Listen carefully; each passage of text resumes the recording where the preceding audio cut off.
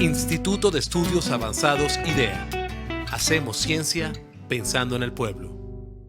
Buenas tardes tengan todas y todos. Sean bienvenidos nuevamente al primer ciclo de seminarios web de la Fundación Instituto de Estudios Avanzados IDEA, el cual lleva por título La biotecnología en ideas. Es para mí un placer presentar a la conferencista de esta tarde. Se trata de la doctora Marinés Longar, investigadora adscrita a la Dirección de Salud de nuestra fundación. La investigadora Marinés Longar es bióloga egresada de nuestra Universidad de Oriente y también es doctora en Ciencias Biológicas, egresada de la Universidad Simón Bolívar. Realizó posteriormente estudios de postdoctorado en neurobiología celular y molecular en el National Institute of Health en los Estados Unidos de Norteamérica. Actualmente desarrolla su trabajo de investigación en diferenciación, regeneración y plasticidad neuronal, así como también accidentes cerebrovasculares tipo isquémicos y en marcadores para el diagnóstico temprano del cáncer de mama. Su presentación del día de hoy se titula Estudios de diferenciación y regeneración del sistema nervioso. Sin más preámbulos, escuchemos entonces a la doctora Marinés Longar. Buen día, muchas gracias por la invitación a esta conferencia. Soy la doctora Marinés Longar y voy a conversar sobre las actividades de investigación que llevamos a cabo en el Laboratorio de Neurobiología Celular en la Unidad de Neurociencias de la Fundación Instituto de Estudios Avanzados IDEA. En nuestro laboratorio estudiamos la diferenciación y regeneración del sistema nervioso.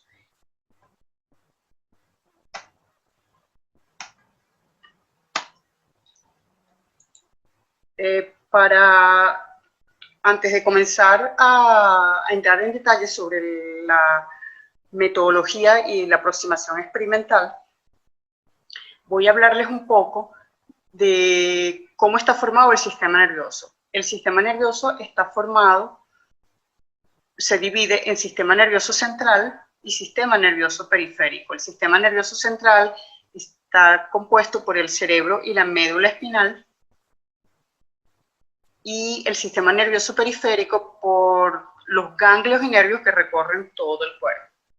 El objetivo principal de la mayoría de las investigaciones sobre el sistema nervioso se centra en descubrir tratamientos para detener o revertir las enfermedades neurodegenerativas. El cerebro es un órgano altamente complejo, tan complejo que se ha comparado a las galaxias en el universo. Aquí tenemos dos fotografías, una de unas neuronas en cultivo donde podemos ver los cuerpos celulares y los procesos de estas neuronas, y una fotografía de una galaxia donde vemos las diferentes estrellas que conforman esa galaxia. En este sentido, el cerebro humano se calcula que tiene aproximadamente 100.000 millones de neuronas, y este número es aproximadamente igual al número de estrellas que existen en la Vía Láctea. Y cada una de estas neuronas genera aproximadamente 1.000 conexiones para un total de 100 billones de conexiones dentro del cerebro, para que tengan una idea de lo complejo que es este sistema y lo complicado que puede ser estudiado. ¿De dónde viene nuestro interés? Nuestro interés viene porque las enfermedades neurodegenerativas o la degeneración del sistema nervioso es un problema de salud pública. Estos pueden ocurrir bien por traumatismo debido a accidentes o también por enfermedades que son comunes a medida que la persona envejece o por eventos que ocurren mediante accidentes cerebrovasculares, los cuales pueden dividirse en accidentes tipo isquémico o tipo hemorrágico. Entre las enfermedades neurodegenerativas más comunes tenemos las propias de la edad, como la enfermedad de Alzheimer, la enfermedad de Parkinson, la esclerosis múltiple, la esclerosis lateral amiotrófica y las enfermedades neuromusculares. Estas últimas tres tienen un componente genético bastante marcado y pueden darse en etapas más tempranas de la adultez. En cuanto a los accidentes cerebrovasculares, como ya le mencionaba, tenemos el tipo isquémico, en el cual se interrumpe el paso de sangre al cerebro, por ende el paso de oxígeno, y se produce un infarto o una muerte del tejido donde se para la irrigación sanguínea, y tenemos los tipos hemorrágicos donde alguno o varios de los vasos que llevan sangre al cerebro pueden romperse. Y todo esto causa degeneración de las redes neuronales y de los sistemas que funcionan en el cerebro y en el sistema nervioso. Entonces, las investigaciones están orientadas tanto al diagnóstico como al desarrollo de terapias para el tratamiento efectivo de estas lesiones que ocurren en el sistema nervioso. Entonces, en el sistema nervioso, tanto periférico como central, tenemos diferentes tipos de células, destacando, en primer lugar, las neuronas. Las neuronas son las responsables de transmitir el impulso nervioso. Tenemos que en el sistema nervioso periférico, por ejemplo, esta es una caricatura de una neurona clásica de este sistema, y lo que llama la atención es que las neuronas son células con polaridad. ¿Qué quiere decir polaridad? Que tienen extremos diferentes. En un extremo, podríamos decirlo así, tenemos el cuerpo celular con neuritas, que en este caso se llaman dendritas, y una de estas neuritas crece mucho más larga que el resto de las demás, se aleja del cuerpo, y esta neurita se denomina axón. Y el axón tiene unos terminales en el extremo. En este sistema hay glías, que es otro tipo de células que se encuentran en el sistema nervioso, y la glía del sistema nervioso periférico es la célula de Schwann.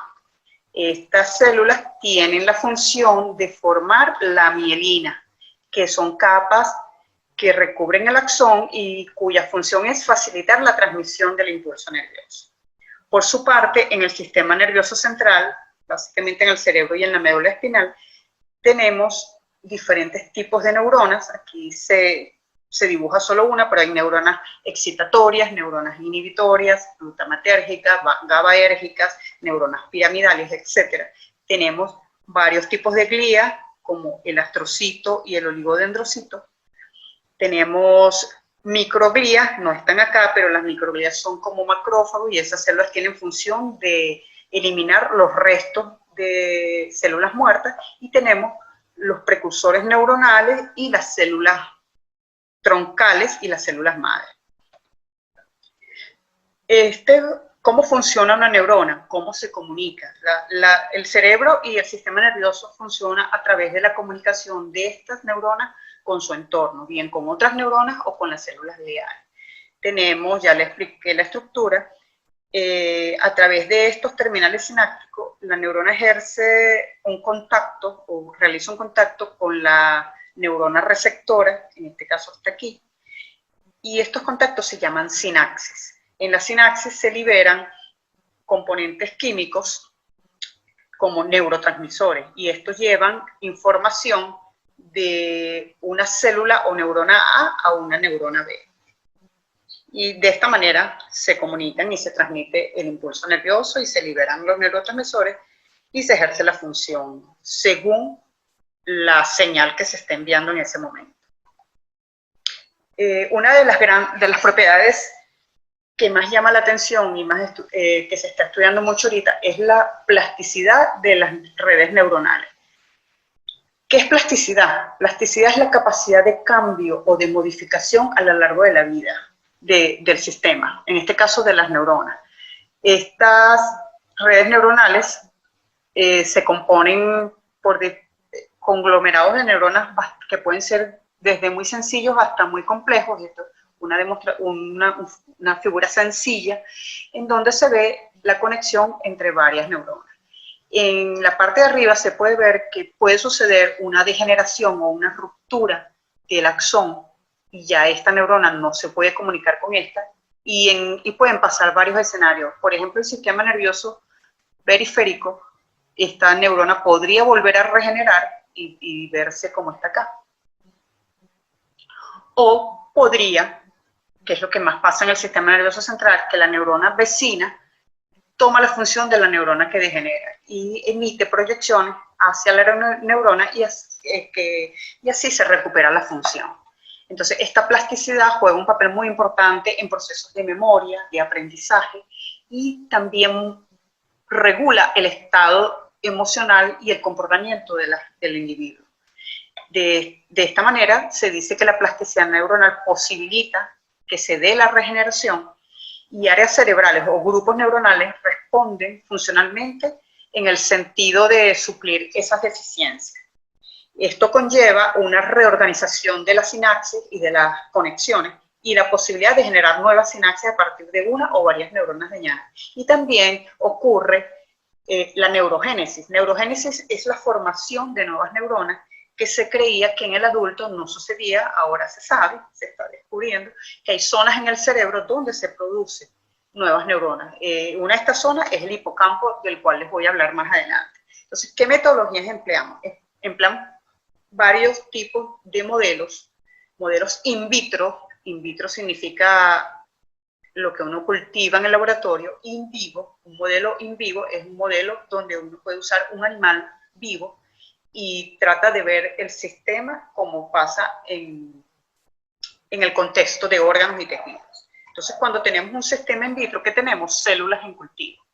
En nuestro caso, usamos líneas celulares, son unas líneas que se llaman células PC2, en este caso, estas células uno las puede comprar, están listas, y uno simplemente las repica en el laboratorio. Las células derivan de un tumor de una glándula suprarrenal, y ellas se diferencian a neuronas con estímulos específicos. Y tenemos los cultivos primarios, en este caso se preparan a partir de neuronas del hipocampo, en nuestro caso de cerebros de rata o de ratón. Entonces se extraen los cerebritos y de allí hacemos los preparados neuronales. Y para los modelos in vivos, tenemos que podemos cortar el nervio ciático en la pata del animal, la patita trasera, donde está el nervio ciático, o podemos usar ratones en los cuales se le induce un accidente cerebrovascular y luego se prueban diferentes tratamientos para evaluar si el tratamiento recupera o no al animal. Dentro de las moléculas o proteínas que hemos identificado en nuestro laboratorio, en el medio condicionado, un medio en el cual colocamos nervios ciáticos en cultivo y observamos lo que se libera de ese medio, hemos encontrado dos familias de proteínas, las neorregulinas y las CRMP2. ¿Quiénes son las neorregulinas? Esta es una familia de factores neurotróficos que se relacionan al eje EGF. El EGF es la familia del factor de crecimiento epidermal y activa a un grupo de proteínas receptoras conocidas como los receptores RBB.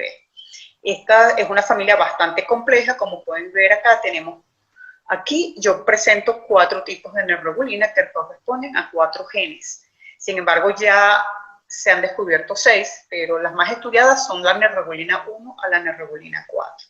Y cada una de ellas, como podemos ver, es bien compleja. Hay varios subtipos de la 1, hay varios subtipos de la 2, y hay uno de la 3 y uno de la 4. Estos son los receptores a los cuales son otras proteínas, a los cuales se unen estas neurregulina y ejercen su función. ¿Por qué son importantes? Porque se ha encontrado que variaciones en los genes de las neurregulina 1, 2 y 3 y del receptor RB4 están relacionadas con la aparición de la esquizofrenia. También se ha encontrado que las familias de la neurregulina 1 y del receptor RB4 regulan un proceso de plasticidad sináptica que se denomina por potenciación a largo plazo. ¿Qué es esto? Este es un mecanismo que sucede en el hipocampo y está involucrado en los procesos de memoria y aprendizaje. Cuando memorizamos o aprendemos, ese es uno de los mecanismos que funcionan en el cerebro. Y también se ha encontrado que las neurregulinas y los receptores ERB cumplen funciones importantes en la regeneración neuronal en accidentes cerebrovasculares. Entonces, por eso es importante. Dentro de las funciones, grandes funciones de estas proteínas, tenemos la guía de los axones, por donde ellos van a correr. Está el sistema de producción de mielina que recubre los axones, regula el desarrollo de los oligodendrocitos, que son las proteínas que producen la mielina, interviene en la formación de la unión neuromuscular, regula la formación de la sinapsis. En la sinapsis tenemos una estructura que se llaman espinas, que es donde hace el contacto generalmente el terminal del axón. Esto es una dendrita y eso lo regula la neuroregulina también. Y la migración, esta migración ocurre cuando se está formando el cerebro. En los primeros estadios del embrión, cuando empieza a formarse el cerebro, las células migran desde un sitio de producción hacia la periferia y eso es regulado también por la neuroregulina. La otra proteína que hemos identificado en el laboratorio en el medio de cultivo que nosotros preparamos, que es el medio condicionado OCM, es la proteína 2 mediadora de la respuesta de colaxina. Esta es una proteína citoplasmática que interviene en el ensamblaje de los microtúbulos. Los microtúbulos forman parte de la estructura de la neurona, como del esqueleto de esas partes. Esa es una molécula que está allí constituida, y entre las funciones principales de esta proteína está el crecimiento y la ramificación de los axones en su estado activo. Y cuando la proteína está activa, los axones pueden colapsar y pueden dejar de crecer. Entonces hay una regulación entre actividad e inactividad de esta proteína que regula el crecimiento de los axones. Nosotros encontramos en el laboratorio que esta proteína activa a un receptor del neurotransmisor glutamato que se llama el receptor NMDA y produce una desregulación del calcio. Cuando este calcio se desregula y entra en grandes cantidades en la célula, se vuelve neurotóxico, produce una toxicidad que afecta a las neuronas. Y también se ha relacionado a esta proteína con muchas enfermedades neurodegenerativas, entre las que se encuentra el Alzheimer, la esclerosis múltiple, la esquizofrenia y el autismo. Por eso el interés de estudiar estas proteínas y ver cómo podemos entender los procesos de degeneración para poder encontrar terapias para inducir la regeneración. Entonces, como ya les había dicho, bueno, esta proteína se expresa en sistema nervioso central y periférico, se expresa en neuronas, en oligodendrocitos y en microglía. Tiene funciones en la regulación de la polaridad neuronal, o sea, en la producción del axón y la dendrita. Modificaciones de estas proteínas están involucradas en diferentes patologías, como ya les había mencionado, todas estas enfermedades se ha encontrado esta proteína en diferentes estados de modificaciones posttraduccionales. Por eso tan importante. Entonces, cuando realizamos los cultivos, generalmente en el laboratorio producimos un medio condicionado que, como ya les había mencionado, colocamos los nervios ciáticos de la rata y los cultivamos. En este cultivo se van a liberar entonces factores neurotróficos. ¿Qué es un factor neurotrófico? Son proteínas que alimentan a las neuronas, vamos a decirlo así sencillo. Entonces, cuando colocamos a las células PC12, de las que le había hablado, en presencia de este medio, se observa que ellas generan estos procesos o neuritas. Sin embargo, a este punto no sabíamos si eran axones o dendritas, más adelante lo averiguaremos. Y lo que sí sabíamos que el medio condicionado no producía corrientes de sodio, y las corrientes de sodio son importantes para que la neurona funcione y para desarrollar el axón. O sea, si no hay corrientes de sodio y no hay axón, no podemos hablar de una neurona propiamente. Entonces, en el caso de los cultivos primarios, nosotros también en el laboratorio establecimos cultivos primarios a partir del hipocampo del cerebro de ratones y de ratas, puesto que, bueno, en la biología celular se emplean estos cultivos como modelos de los sistemas vivos. Y además tienen una característica excelente porque son homogéneos y se puede controlar su densidad. Y también permiten la observación de células específicas individuales. Esto es un ejemplo, después les voy a explicar cómo hacemos para ver esto, pero esto en rojo tenemos células que son glías. Hay diferentes tipos, como ya les he dicho, y están marcadas en rojo. Y en verde tenemos las neuronas. Entonces podemos diferenciarlas y verlas en el cultivo, y en los núcleos hay una tinción específica que es en el cual el colorante se une a los cromosomas o al ADN, y por eso vemos los núcleos.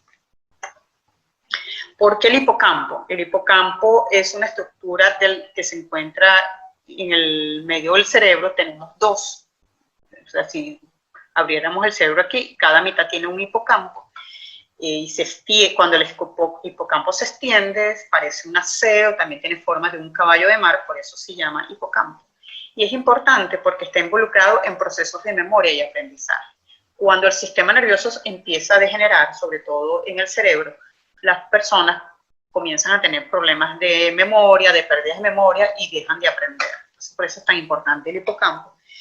Y muchas enfermedades neurodegenerativas se originan en el hipocampo. Entonces, posee además una organización anatómica muy particular y las neuronas del hipocampo mantienen su arquitectura y funciones en cultivo.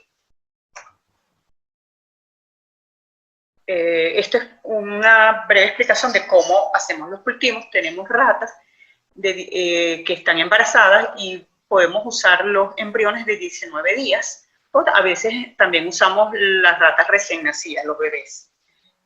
Entonces los sacrificamos y obtenemos los embriones. Los embriones se decapitan y se saca el cerebro. Este es el hipocampo. Y este es el hemisferio cerebral, las mitades, y luego cortamos. Allí tenemos el hipocampo y realizamos una disociación con enzimas y incubaciones a temperatura determinada y ahí hacemos el lavado y la resupunción de las células. Tenemos un preparado celular, se cuentan, es muy importante porque esta es la densidad que nosotros usamos. ¿Se acuerdan que yo les comentaba que son cultivos de densidad controlada y es muy importante mantener el número de células por volumen para que ellas crezcan en ambiente adecuado? Y luego se siembran en unas placas como esta, como un medio de cultivo, y pueden durar varios días. Nosotros las hemos tenido hasta un mes en cultivo y se va observando el desarrollo del axón y de las dendritas. ¿Qué técnicas usamos? Usamos principalmente la microscopía de fluorescencia. ¿Cómo funciona esto? Un breve recuento para ubicarlos en contexto. Tenemos el espectro de luz, el espectro electromagnético, y la fluorescencia está en el rango de luz visible, que es este pequeñito rango que está acá entre el ultravioleta y el infrarrojo. Y en este rango de luz visible es que trabajamos, porque es la luz que podemos ver, que nuestros ojos perciben. Entonces, habiendo aclarado esto, usamos unas herramientas inmunológicas, que son los anticuerpos. Todos tenemos anticuerpos, sin embargo, esto se ha convertido en una herramienta para el estudio de muchos procesos celulares. Entonces, el anticuerpo, ¿qué ventaja tiene? Que cuando uno quiere estudiar una proteína, uno puede hacer un anticuerpo contra esa proteína. El anticuerpo tiene una región constante, que es común a todos, pero hay una región variable que dependiendo del antígeno que uno inyecte en el animal donde va a ser el anticuerpo, puede ser un ratón, un conejo, esta región va a variar y es lo que va a dar la especificidad del reconocimiento del antígeno que nos interesa. Entonces la inmunofluorescencia consiste en usar un anticuerpo primario, que es este que está acá, que puede ser realizado en conejo, en ratón, en rata, en pollo, en lo que sea, que va a reconocer una proteína en la célula, que es esta que está acá. Estos anticuerpos los podemos hacer en el laboratorio o los podemos comprar. Entonces, una vez teniendo este anticuerpo, se usa un anticuerpo secundario al cual tiene acoplado una molécula fluorescente. Aquí les puse 3 ejemplos de moléculas fluorescentes, Alexa 350, 488 y 594, son fluoróforos, se denominan fluoróforos.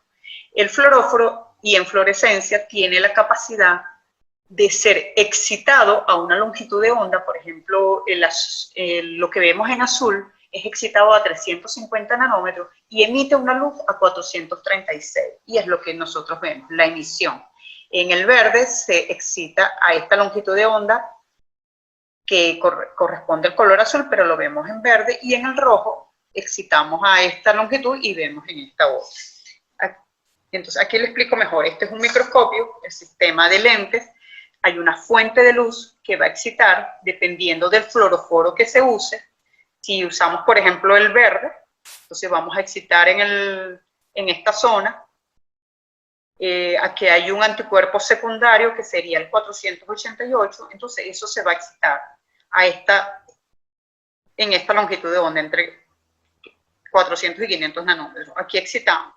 Entonces hay un espejo que lleva la excitación hacia el campo de la emisión, que es lo que nosotros observamos, y es este segundo pico que está acá. Entonces así funciona la fluorescencia. En principio, es algo muy básico. Entonces, ¿en qué consiste la técnica? La técnica consiste en tener las células en cultivo, se fijan ya con el PFA, después ocurre una permeabilización con un detergente, que es el tritón, eso es para abrir poros en la membrana. Luego tenemos que bloquear los sitios de unión inespecíficos para eliminar el background o el ruido de fondo, y luego incubamos con los anticuerpos primarios y después con los secundarios, que tienen el fluoróforo. Después que hacemos eso, las células se montan en un medio especial para fluorescencia y se procede a la visualización y el análisis en un equipo especial, que es un microscopio de fluorescencia, que está acoplado a una cámara CCD, que es una cámara especial. Este microscopio es motorizado, es automatizado, es manejado a través de una computadora, y la imagen que vemos a través de los oculares también se puede proyectar en la pantalla y podemos hacer todos los estudios de análisis correspondientes. Entonces, por ejemplo, en nuestro caso, evaluamos la naturaleza de las neuritas. Entonces, queremos saber si una neurita es una dendrita o si una neurita es un axón. Usamos anticuerpos específicos para proteínas que se encuentran en la dendrita, en este caso el MAP2, y la veremos con un anticuerpo que tiñe en rojo. Y para los axones, usamos anticuerpos que reconocen a proteínas de los neurofilamentos que se encuentran específicamente en el axón. Y es así como podemos ver diferentes colores en una célula. En las células PC12 estudiamos el crecimiento del axón y sus implicaciones en procesos de regeneración. Entonces, este es el modelo celular del cual les hablaba, y vemos que en presencia del medio que nosotros estudiamos en el laboratorio, solo en presencia de ese medio, estas células son capaces de desarrollar únicamente dendritas, según el marcador que estamos viendo acá, y no desarrollan axones. Esto es muy interesante porque encontramos después que había factores que, además de favorecer las dendritas, inhibían el axón. Entonces, cuando usamos este medio con un complemento o un inhibidor de ciertas proteínas, observamos que aparecía el axón, aparecía. Entonces, eso fue un experimento muy bonito, esto está publicado, donde podíamos ver qué moléculas activaban y qué moléculas inhibían. Y en el caso del NGF, este es un factor de crecimiento neuronal, es otro factor neurotrófico que usamos como control positivo de nuestro ensayo, y ya se había reportado por otros autores que diferencian las células PC12, produce dendritas y produce axones. Esto nos indicaba que nuestro experimento está funcionando correctamente. Ahora, en el caso de las neuronas del hipocampo, observamos que el medio condicionado afecta tanto la forma de las neuronas como el crecimiento de los axones.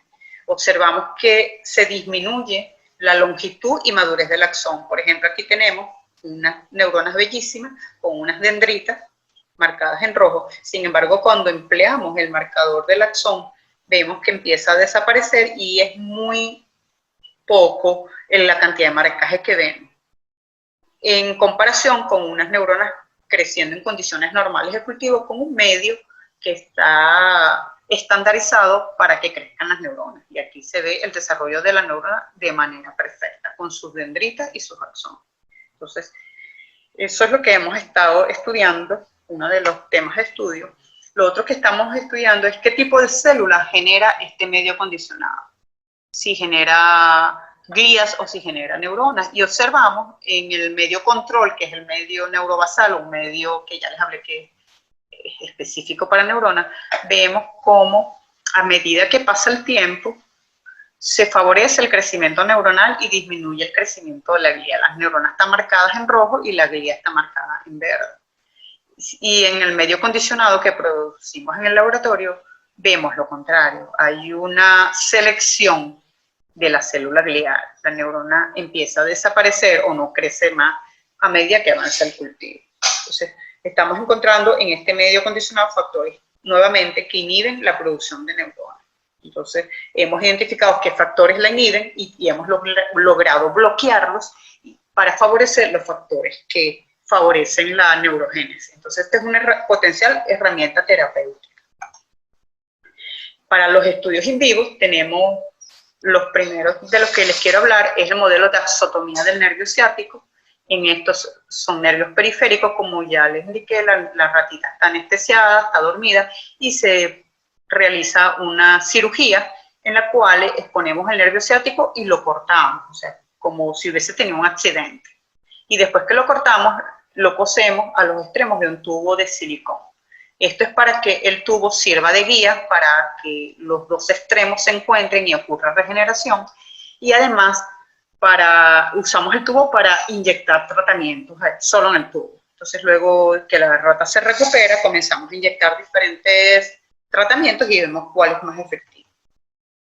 Aquí tenemos un ejemplo y vemos cómo el nervio, luego del tratamiento en el tubo, él regenera. O sea, este nervio lo habíamos cortado, si se acuerdan, y luego de un tiempo, unos 7 días o 15 días, vemos que el nervio regenera completamente. Hicimos estudios de vascularización, que les voy a mostrar más adelante, donde contamos el número de vasos, que son estos que están aquí, estas estructuras que engloban a los glóbulos rojos. Entonces, aquí tenemos un ejemplo de un tejido, de un nervio control, donde no ocurrió corte, y este es un medio donde hicimos el corte y lo incubamos con medio acondicionado, y un nervio donde también hicimos el corte, pero no colocamos ningún tratamiento. Entonces, como podemos ver, el nervio con el tratamiento regenera muy rápido y tiene una ordenación del tejido muy particular. O sea, se ve bastante armónico el tejido, y esto nos indica que está regenerando, y vamos viendo cómo los núcleos de las células se van formando. Aquí el tejido está muy laxo y hay todavía mucha muerte celular. Aquí simplemente les quiero mostrar a gran magnificación que usamos marcadores de axones, que son los verdes. Lo que está en verde es el marcador de axón, y la mielina es en rojo. Entonces también vemos que cuando el nervio regenera, se comienza a producir nuevamente la mielina. Uno de los métodos para estudiar la regeneración del nervio ciático es la angiogénesis. ¿Qué es la angiogénesis? Es la generación de vasos sanguíneos. ¿Y por qué venimos esto? Porque para que ocurra regeneración tiene que haber vascularización del tejido. Aquí tenemos el vaso sanguíneo con sus glóbulos. Entonces, ¿qué hicimos? Contar en diferentes áreas del seccionamiento. Esto es referente a si cortamos en el medio, medimos en el extremo proximal a la lesión y en el extremo más lejos de la lesión. Entonces contamos cuántos vasos y observamos que con el medio acondicionado se observa mucho mayor número de vasos. Tenemos 50, 21 y 25 con respecto al control. Entonces esto es una buena noticia, porque nos está diciendo que este podría ser usado como tratamiento para la regeneración de los nervios periféricos. Otro sistema de estudios que usamos fluorescencia, pero es a través de imágenes de calcio, es para medir el efecto de este medio y de la proteína CRMP2 sobre la entrada de calcio a la célula. ¿Por qué calcio? Porque calcio es un segundo mensajero muy importante y está directamente relacionado con el funcionamiento de la neurona. Entonces, medimos si el calcio incrementa o no en respuesta al tratamiento con medio acondicionado o CRMP2. Y observamos que cuando tratamos las neuronas, esto es como lucen las imágenes cuando entra el calcio dentro de la neurona, que incrementa la entrada de calcio intracelular. Entonces, luego observamos que la aplicación fuera de la célula del medio acondicionado, identificamos que se realiza a través del receptor NMDA, que es un receptor de glutamato, y utilizando diferentes inhibidores, que no voy a detallar acá, identificamos que además del receptor de NMDA, intervienen en menor grado los canales de calcio dependientes de voltaje. Entonces, eso fue un experimento que realizamos y demostramos que el efecto del medio acondicionado se debe a esta proteína CRMP2, que es la que en realidad está regulando la entrada de calcio. Y en este caso está realizando su efecto desde la parte externa de la célula. Aquí cuando incubamos células vivas con el medio condicionado que contiene a la proteína CRMP2, en ese caso solamente podemos ver la expresión de esta proteína en la parte de afuera, cosa que no sucede en un medio que no tiene CRMP2 como este, que es el control. Y aquí simplemente para demostrar que el anticuerpo sí está funcionando, estas son células fijadas, donde se probó también que el anticuerpo CRMP2, que esta proteína también está dentro de la célula. El hallazgo más importante de estos estudios es que nosotros reportamos por primera vez que el CRMP2 actúa desde afuera. Esto es la primera vez que se demuestra y es un cambio de paradigma porque todas las investigaciones lo habían encontrado adentro. Entonces, nosotros estamos proponiendo que es una función nueva y de hecho escribieron unos expertos sobre nuestro trabajo diciendo que podría proponerse que esta proteína pudiera ejercer la función de un neurotransmisor no convencional. Entonces, pues de ahí la importancia de estos estudios. Y como ya les mostraba, esta proteína en exceso produce un exceso en la entrada de calcio que es tóxico. Aquí podemos ver en el medio condicionado donde hay exceso de CRMP2, vemos cómo las redes neuronales empiezan a degenerar y las neuronas se empiezan a destruir. Y en condiciones normales las neuronas están muy bonitas. Entonces, este es uno de los efectos de neurotoxicidad. ¿Y cuál sería el blanco terapéutico? Controlar la expresión y la producción de esta proteína pudiera ayudar a la recuperación de algunas enfermedades neurodegenerativas. El otro modelo del cual les mencioné es que también en colaboración con un laboratorio en Alemania hemos hecho experimentos en modelos donde se induce el ACV en un ratón. Y el modelo consiste en la oclusión de la arteria cerebral media.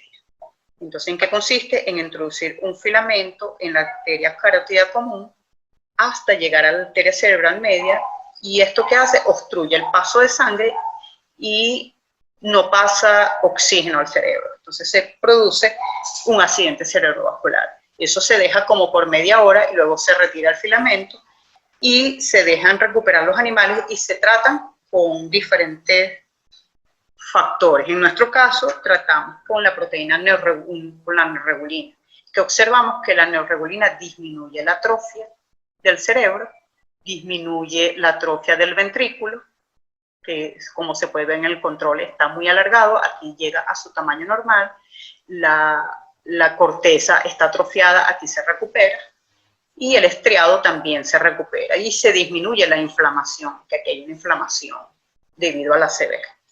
Entonces, esos son resultados muy prometedores en el cual nos están indicando que la neurregulina se pudiera usar como una terapia para este tipo de afección del sistema nervioso central. Sin embargo, siguen los estudios, estos son estudios preliminares y seguimos haciendo los estudios para ver. Estas son algunas de las publicaciones que tienen que ver con los resultados de experimentos que les mostré acá, si están interesados, y pueden conseguirla en Mainline o me pueden escribir y yo se las hago llegar. Hay otras publicaciones que no están acá del grupo, tenemos varias, sin embargo estas son las más relevantes con la presentación del día de hoy. Quiero agradecer su atención y espero haya sido de su agrado. Hasta luego.